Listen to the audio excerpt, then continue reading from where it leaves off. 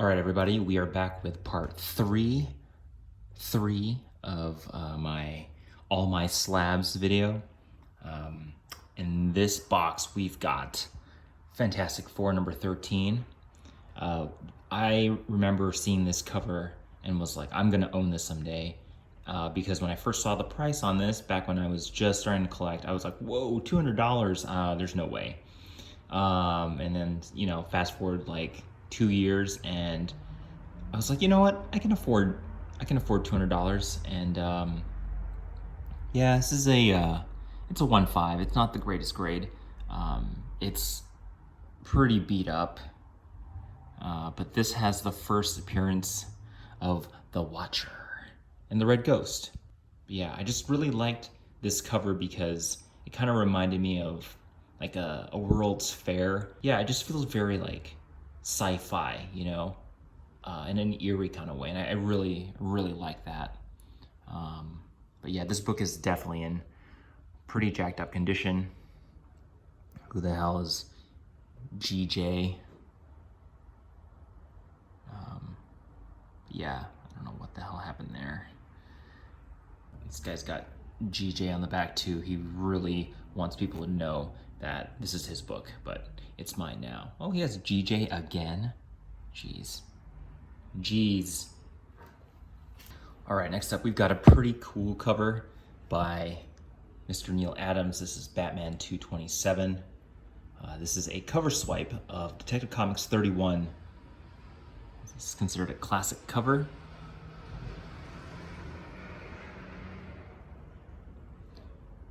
I actually just really enjoy this because it doesn't even seem like a Batman cover. It feels like a classic horror poster. And so I didn't even know when I got this book that this was a cover swipe of an existing cover.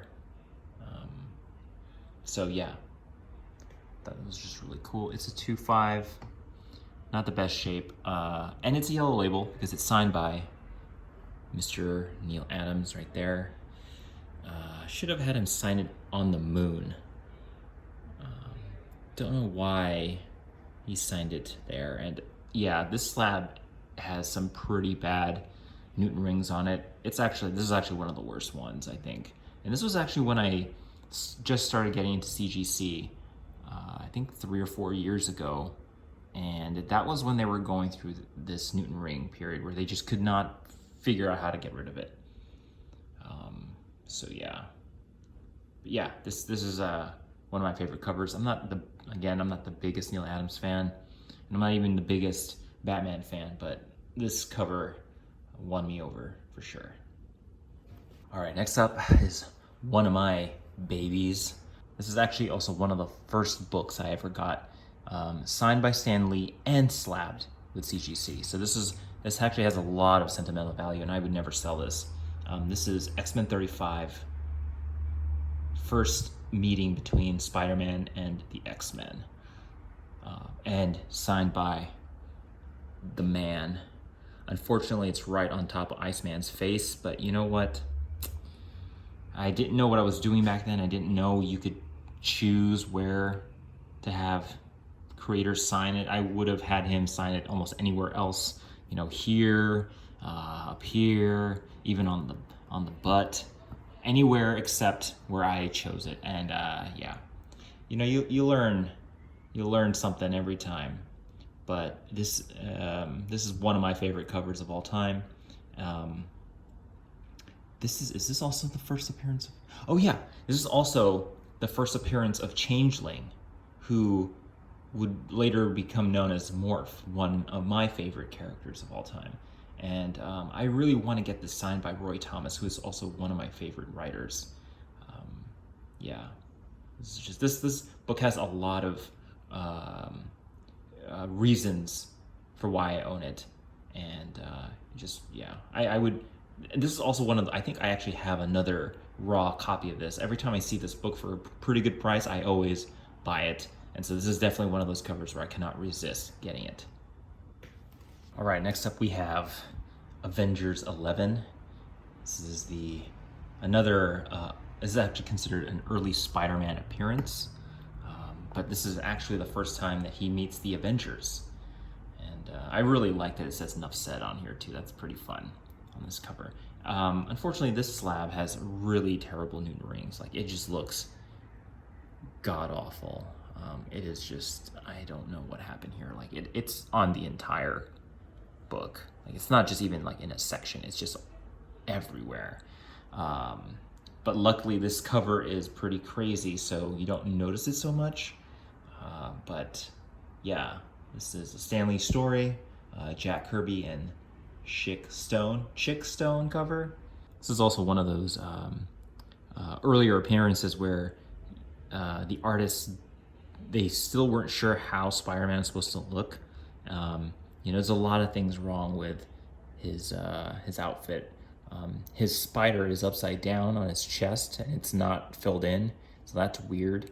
And his mask, you know, it almost like is like the nose piece and the mouth. The nose and the mouth section is colored in blue. That's really odd. This is also another one of those covers where if I see it in a good condition, I will buy it. 3.5, not the best, but it presents pretty well. I enjoy this. I enjoy this book. All right, next up is Harvey Hits #1 from 1957. This is this has the Phantom on the cover. This is one of the books where this is actually one of the first books where I was trying to dip my toes into the Phantom comics. I've been a fan of the Phantom, the character. I've enjoyed Billy Zane's portrayal of the Phantom in the 90s movie, and I just don't think this character gets enough credit or enough love. And I just really like his design. He's kind of like the jungle Batman, you know? And I just really like that about that character. And yeah, I saw this and I was like, okay, cool. I actually bought this thinking this was the first appearance of the Phantom. Boy, was I wrong.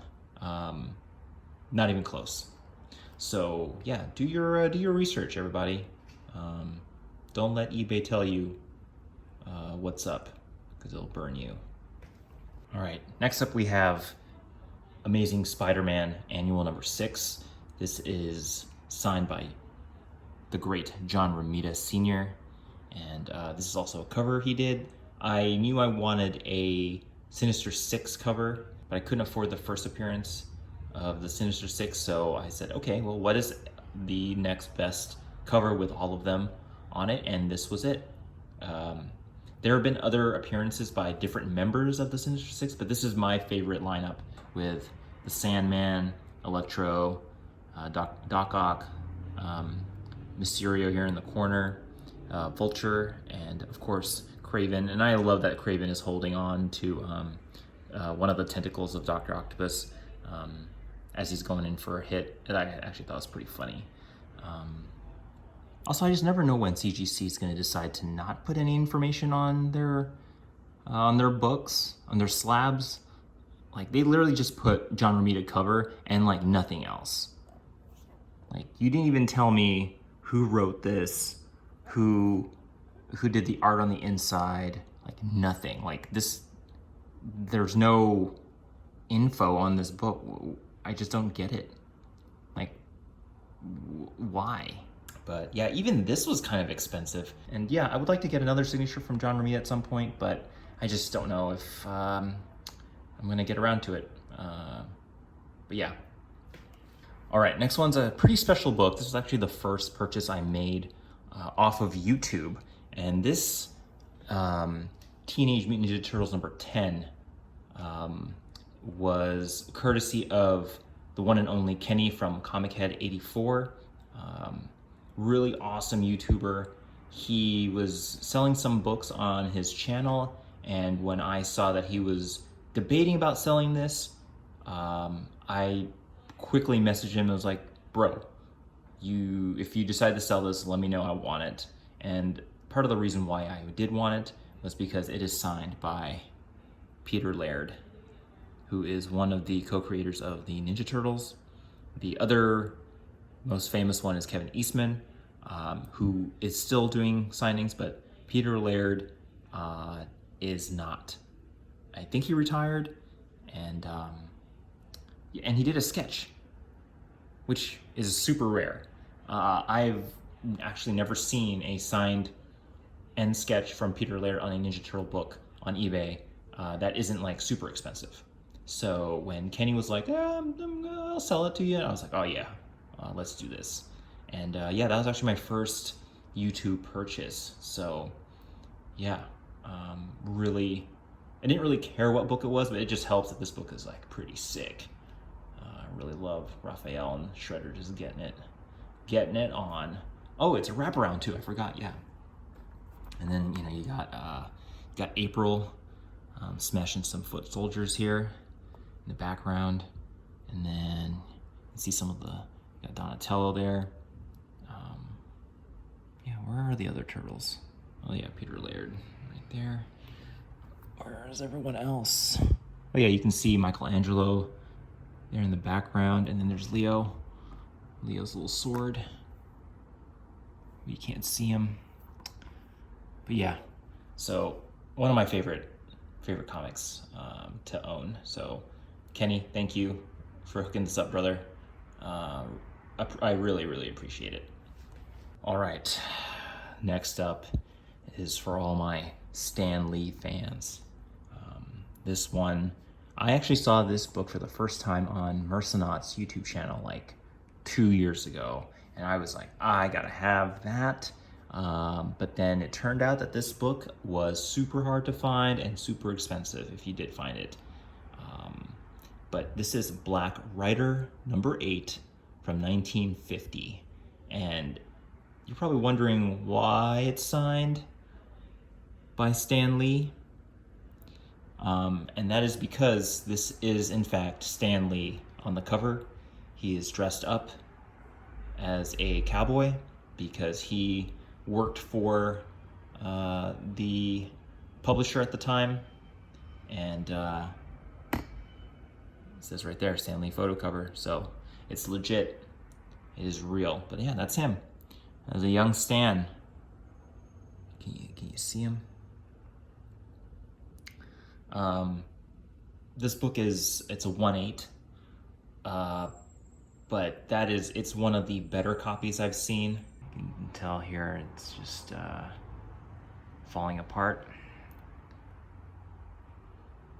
but the colors are nice, and you know that's all I really care about, and it's complete. All right, next up we have Marvel Team Up 22, signed by Len Wein. I just really wanted to have his signature on a book that he had some involvement in. He wrote this story. And this is a John Romita cover. Huh, what do you know? But yeah, I think I did not pay. I paid almost next to nothing for this. This is really a nothing book. But you know, I wanted to have his signature on here. For those of you who don't know, this is one of the creators of Wolverine. This is also very terrible signature placement. This is actually a terrible cover to sign just because it's really dark and there's a lot of detail and action going on. So there's just, maybe in the grass area here would have been the best place. Thought I would have that in the collection. So yeah, this is an okay cover. I don't hate it. It's cool. All right, next up we have Cable Deadpool #3, double signed by Mr. Rob Liefeld up here. It's a huge signature. I didn't really notice that till just now, but this is a massive signature. But yeah, Rob Liefeld and Mr. Fabian Nicieza. Yeah, I was actually just after Rob Liefeld's signature on a Deadpool book, and this was the cheapest one I could find, this is actually pretty cool. You don't really see Rob draw like this anymore, you know? Like there's just like a ton of detail in this.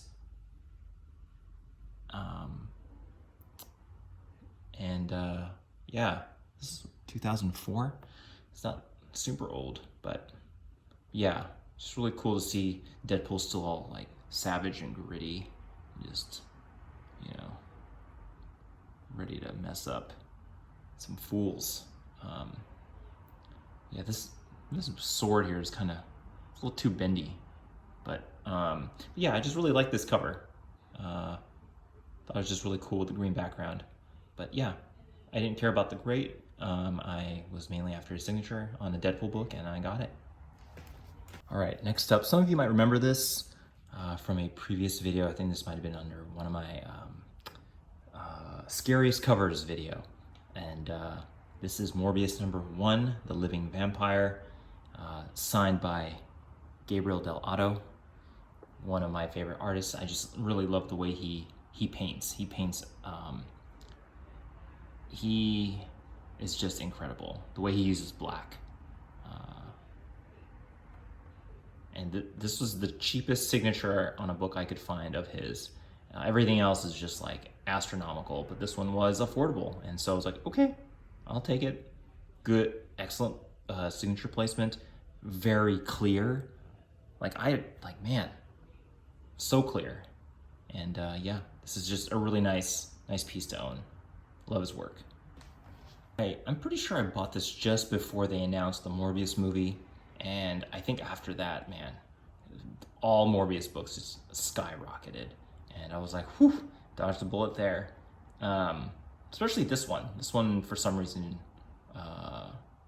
the one with, I think there's another variant with like a blue cover or a blue tag at the bottom. But I really wanted the red one. It just looks way better. Not even the biggest Morbius fan, but yeah, his artwork will make me a fan of anything.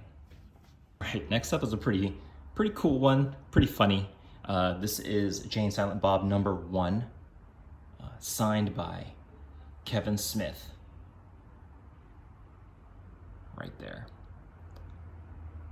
And I wasn't even looking for a Kevin Smith signed comic. I didn't even know there were any, to be honest. And when I saw that there was one with his signature on it, I couldn't believe it was still available and really affordable. So yeah, this cover is actually by Joe Quesada and Jimmy Palmiotti. Joe Quesada, I think, is the editor-in-chief at Marvel Comics. Yeah, just that's a cool. Yeah, just a really cool thing. Kevin Smith is a pretty well-known comic book person. But yeah, just a really cool thing to have. All right, next up we have actually another one of the first books I ever got, signed and slabbed by CGC. This is Amazing Spider-Man 129. This is I think this was a reprint that came inside of a toy.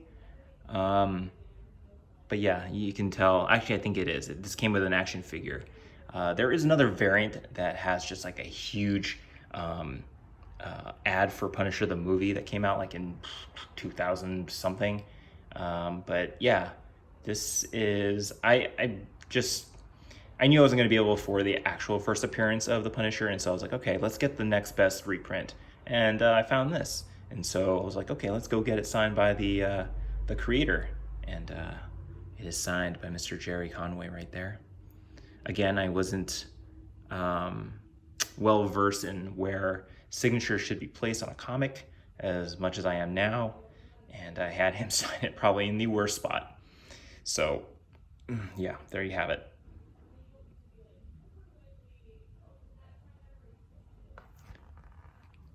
Cool ad on the back for Spider-Man 2, the toy.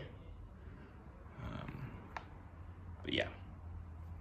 All right, next up is my favorite Spawn cover. This is Spawn 231.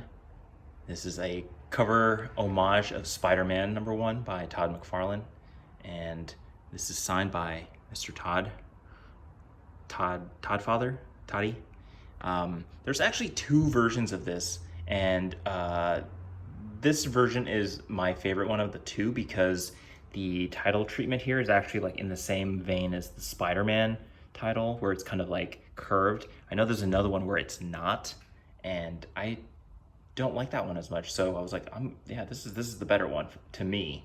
But yeah, this is actually one of the first, if not the first, Todd McFarlane signed comic book that I sent in to get signed. So this, yeah, and this is just one of my favorite ones. It just looks so cool. I also didn't realize that he ended up doing so many cover slides from himself moving forward. But this is the one that I was like, okay, I'm only getting one sign from him, and this is it. So you got to get a Todd signature on a Spawn book. But because I'm more of a Spider-Man fan, why not get one that's an homage to that one? So close to a 9.8. But, you know, I don't care. Whatever. Oh, next one is another Spawn book. This is Spawn 150.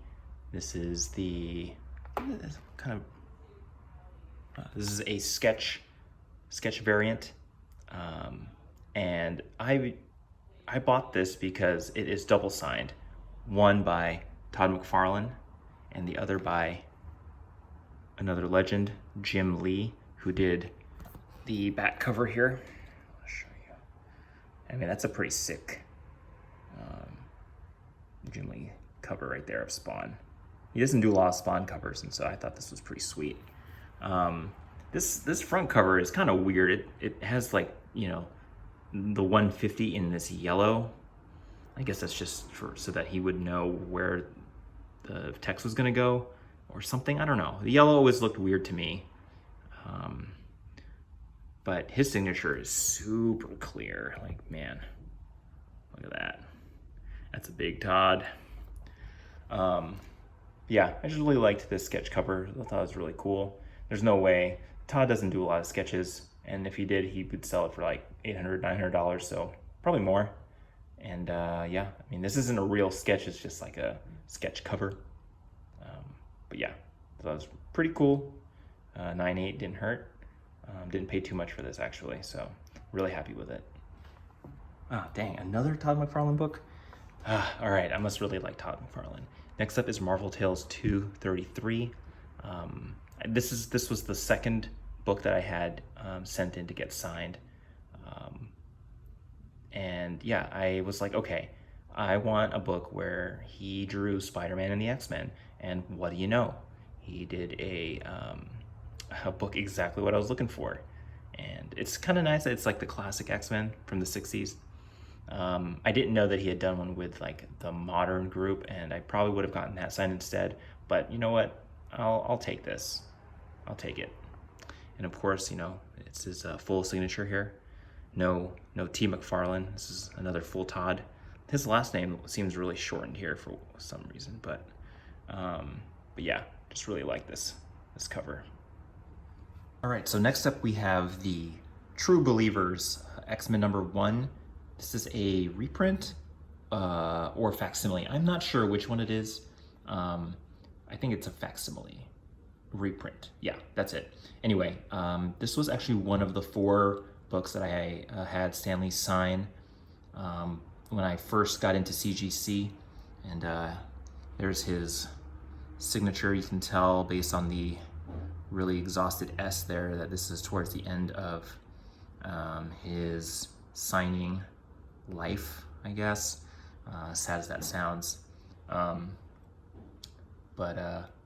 Yeah, this is, I was actually looking for a better reprint where it didn't have the True Believers banner at the top or this giant barcode here, but I couldn't get it in time. So this was the best version of this I could find. And of course, there's no way I was gonna be able to afford an X-Men #1. And yeah, so this will have to do. I was pretty happy with it. The print on this #1 here is kind of weird. It looks very like pixelated or something. Like it looks like it was digitally added in a very sloppy way. And I don't know, there's like a weird print smear right there, so that's probably why I got a 9.6. But I don't really care about the grade. I was really just after the signature on an X-Men book. And yeah, so this is one of my Stanley signed slabs. I can even pay a little extra for the creepy J. Scott Campbell rendering here. Yeah, it's only cost $5, and at the time I was like, yeah, sure, I'll do whatever it takes to get this even more customized for Stan, and yeah, I love this book. Next up, we have one of my favorite Jim Lee covers. This is X-Men Annual #1, the classic cover, which you've probably seen on t-shirts and lunchboxes, all that Hot Topic. But yeah, this is a 9/6 signed slab by Jim Lee. I probably would have had his signature up here, but again, this was when I was still getting into signature slabs and stuff like that, so I didn't really know what I was doing. But yeah, just really love this cover. This is, I mean, this book isn't really worth anything, but it just means a lot to me. Just has a lot of nostalgic value to me, and yeah, just really love the team kind of just jumping into action here. And yeah, I mean, who isn't a fan of Jim Lee, right? 90s Jim Lee X-Men, it's just iconic. Yeah, just really love this cover. And yeah, I knew I wanted it signed when I saw that Jim Lee was doing a signing. So next up is, I think, one of the this is the third Stanley slab that I got signed from the same convention over at Silicon Valley, I think 2 or 3 years ago. This is the Marvel Classico #1. This is a Mexican reprint of Amazing Spider-Man #1. You can tell this is a reprint based on this black border and the fact that it says Marvel Mexico. You're probably wondering why I chose this reprint and not, you know, an American version. And the real reason is because this particular reprint has some foil elements to the cover. You can kind of see it on the Spider-Man title right here. Ignore the terrible Newton ring situation here, but yeah, these Marvel Mexico reprints had certain foil elements added to classic covers, which I really liked, and they look so great and they present so well. And there is Stanley's signature once again. The only thing I didn't anticipate about having Stan sign these was that because these foil covers are slippery, the material is kind of like this plastic material. The ink doesn't dry instantly, and so it kind of like didn't absorb, and so it just kind of blobbed up, and then you can see it kind of like feather or look a little dry a little bit. And so yeah, luckily this did not smear as badly as some of the other ones. And yeah, this signature is looking pretty tired. I wish I would have had him sign it in a different spot, but you know, you kind of just get what you get when you're having Stan sign your book. But it came back at a 9.8, which is great. Paid a little extra for the creepy J. Scott Campbell Stanley label at the top there. But yeah, I just really love this book. I'll never be able to afford the actual Amazing Spider-Man #1, so I went for the $10 Mexican reprint. All right, next up we have Walking Dead All Out War Chapters 3 and 4. And this is a G.I. Joe, it's a Shiva Force cover. Shiva Force. I guess this is like a, what is it? It collects 2 issues in one. This is a G.I. Joe variant, so kind of looks like the classic G.I. Joe illustrations used on the action figures. And this one is double signed by Jason Edmondson, who I think is the artist, and Robert Kirkman and Charlie Adlard. So, oh, triple signed. This is triple signed. Wow. Okay. Yeah, I got this off of eBay, and I really just wanted to have one Walking Dead book signed by Robert Kirkman, and this was the only one I could afford. And I mean, I didn't really care it was a 9.8. I just really liked this cover of Rick looking like a badass, and I didn't really realize the tiger shirt, which is pretty cool. But yeah, just really like this variant cover, and yeah, it was something I could afford, so went ahead. Oh, that's cool. I didn't really realize the back. But yeah, I think there's actually a bunch of these variants, and I think I actually wanted the Michonne one, but that one was too expensive, and I think there was one with a tiger, which was pretty cool, but that one was also pretty expensive. All right, next up is Guardians of the Galaxy number 6. This is the Paulo Rivera variant. As you know, I am a huge fan of Paulo Rivera. His art style is just so great. And this one definitely reminds me of those classic sci-fi fantasy comics.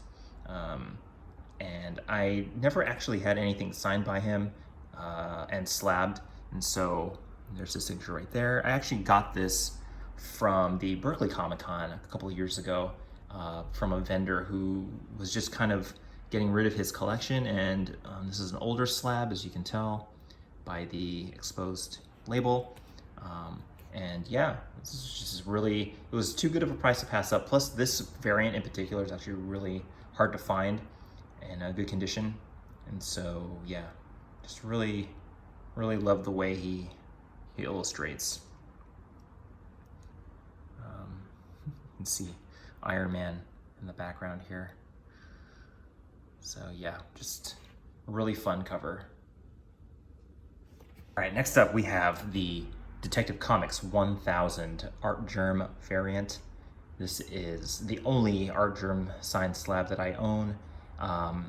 When I first got back into comics, I wasn't the biggest fan of Art Germ just because I felt like he drew all his women the same. And then I guess in the last year or so, he started doing different art styles and actually varying his women drawings.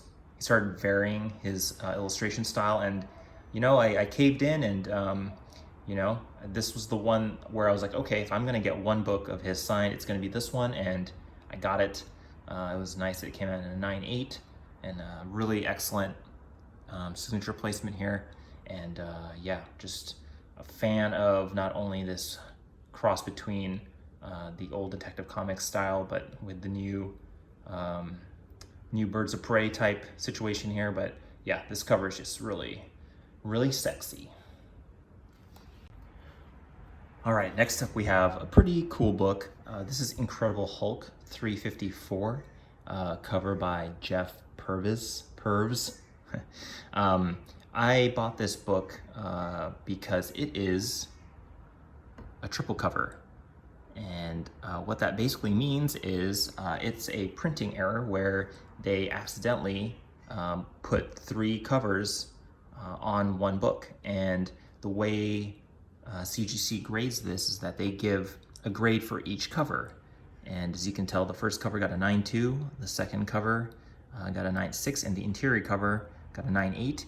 And they just take the highest graded cover and make that the overall grade, which is a 9.8. And so there you go. I was into double covers, triple covers for a hot minute, and I think this was like one of the last ones that I bought where I pretty much capped it at the triple cover, at 3 covers, because anything more than that, just the prices get ridiculous. And I did not realize there is a huge community of collectors who are into printing errors like this. And yeah, I think I do have one book that has 4 covers, and yeah, so you know, it's like a thing. I have a couple of pretty cool double covers that I'll show at some point, but this is my first and only triple cover. All right, next up is a pretty sweet sketch from Mr. Mark Bagley, one of my favorite Spider-Man artists. He is actually the artist that I really got into when I started reading comics in the 90s. And when I saw this sketch on eBay, I was like, I gotta have it. I gotta have it. This is obviously, I feel like this is a Spider-Man sketch that's closer to the Ultimate Spider-Man that he drew at a later point in his career. not the biggest fan of that version. I really liked the 90s version Spider-Man that he used to draw, but you know, I will not be picky. This is still pretty awesome nonetheless, and it is pretty impossible to find a Spider-Man sketch from Mark Bagley these days for an affordable price. So I am pretty happy with this. There's a close-up here. I always think about having this colored in by somebody, but I'm just so scared to actually do that. I never want to like mess this up or have this, you know, tarnished in some way. I probably would only ever let like someone like Scott Williams color this in, someone, you know, who is known for coloring. So yeah, we'll see. I don't know. So the last one for this box is actually one of my favorite books ever. This is The Amazing Spider-Man 306. This is a Todd McFarlane homage cover to Action Comics #1, and it is double signed by Todd McFarlane and Stan Lee. There's a good, strong Stan Lee signature there. Yeah, I don't know of a lot of books that are signed by both Todd and Stan, and when I saw this on a cover that I actually really liked, I pulled the trigger on this instantly, and yeah, no regrets. This book, there's just nothing about this book I don't like. You know, maybe the fact that it's a 9.4, but that's not really my thing. I didn't really care about the grade. I just really wanted both these signatures on here. I will say that there is like a poop smudge here of some sort. That's probably why it's got a 9.4. Otherwise, it's not too bad. But yeah, just a really awesome cover. I just love Todd McFarlane's homage to other covers. I think he may be one of my favorite, is it homage? Cover artists, which is something that he's not really known for, but he does a lot of those, and I think he is by far my favorite one. So yep, a really cool book. If you enjoyed this video, please hit the like and subscribe. You can follow me on Instagram and Twitter. I will continue showing the rest of my slabs in the next video. So until then, take care.